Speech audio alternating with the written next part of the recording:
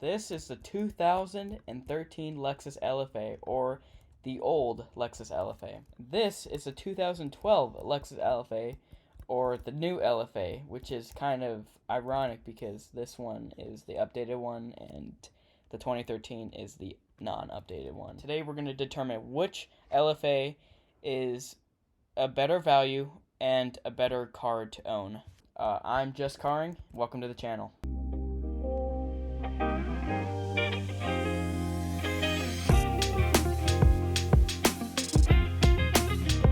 Alright, I don't want to dilly-dally too much in this video, so let's go ahead and take a look at the startup of this. And I know you guys can't hear this, but I feel like this one overall has the better startup. It's just more like deep and less like feels like it's in a room. So this one is the better one in terms of sound. But let's take a look at the lights. There's our hazards, blinker.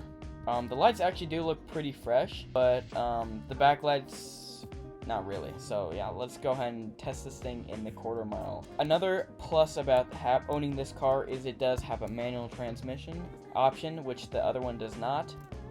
And yeah, let's get this car on the road. Overall, the launch is not too good.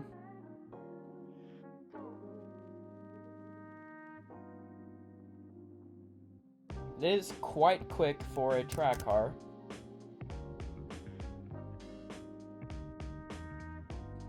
And there is, I guess that wasn't the quarter mile, but just the track run, or the airport run, I'd say. So yeah, if you didn't catch the stats of this, they should have been up here. So that is that, and let's go ahead and test out the new one. All right, and then here is the startup for the new Lexus LFA, and it definitely feels like it's in there's a lot of echo in it, I feel like, and the rev on this is for sure a bit higher pitch than the other one, so that's a plus. Hazards, blinkers. Looks like the back or the taillights on this car are pretty similar to the other ones, but the headlights are significantly different. So yeah, let's run this thing under the quarter mile, or not the quarter mile, the runway. All right, so this car does have launch control. Just you can only run it in semi, unlike the manual transmission option on the other one. So let's get going.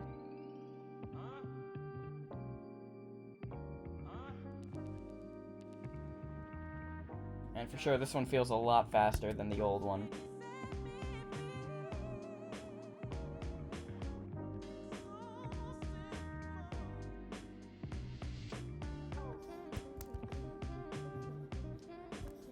And there was the runway time. If you didn't catch the stats, they should have been up here. And yeah, let's move on to the handling of the old Lexus LFA. So I'm gonna run this car at 55 miles per hour. And let's just see how it handles. So I'm gonna just start turning it around. Ooh, this car has a lot of understeer. It's very hard to make this car fishtail out. Wow, that is a lot of understeer. Even with traction mode off or traction control, just so much understeer. Alright, in the new LFA, the understeer is definitely there, but there's just a lot less of it. I feel like this car feels like it handles quite well.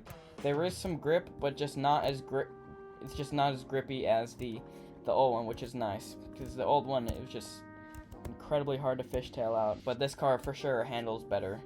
Yeah, let's just move on to the braking for the old Lexus LFA. Okay, let's get this car up to 60 miles per hour, and we'll test out the brakes.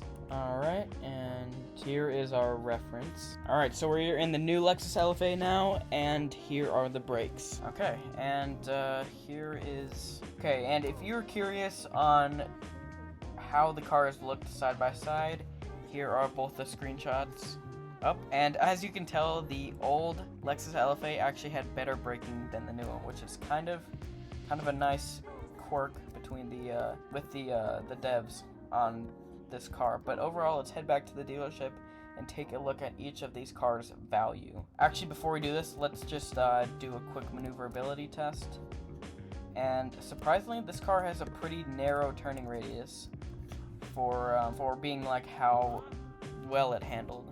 I suppose. Okay, and here's the old Lexus LFA, just to put it into reference. For sure, much wider turning radius than the old one, but still quite narrow, surprisingly, and how much understeer this car has. But yeah, let's head back to the dealership and take a look at each of these cars' values. Okay, so before this car was removed from the game, it was originally priced at $550,000, which is significantly cheaper than the new one, which does start at $760,000. So overall, this car does have a better value than the new one, but less accurate, I feel like, because the Lexus LFA is such a unique car, and this was quite a steal back when it was available. So this is now limited, and if you have this, also just be sure to, leave a comment down below if you have one, because this is still quite a very cool car. And personally, I love the Lexus LFA. It's one of the reasons why I kept this, and I have the new one. Here it is. So yeah, I hope you all enjoyed this comparison video. If you did, leave a like down below. It just helps out the channel a lot, and be sure to subscribe if you haven't already. And oh wait, I actually forgot to do something. I'm gonna create a spreadsheet based off of the ratings on these cars, kind of like I think it's the Frisionaire, maybe? Don't know how to pronounce that person's YouTube channel, sorry. Yeah, if you haven't seen any of this person's videos, feel free to check him out. He probably does these comparison videos a lot better than I do. So, and here is the sheet on what I rate both these cars as. And yeah, I hope you found this video to be quite helpful, and whether you want to buy the Lexus LFA or not, I personally highly recommend this car. It is such a treat to drive and to own, and I just feel like this car is just absolutely amazing and totally worth every penny, even under its $800,000 price tag. I will see you all next time I film. Again, just be sure to like and subscribe to the channel. It helps me out a lot, and I really appreciate it if you do. We're closing in on 200 subs, and I think that is a big deal. So yeah, I will see you all next time I film. Peace out, everybody.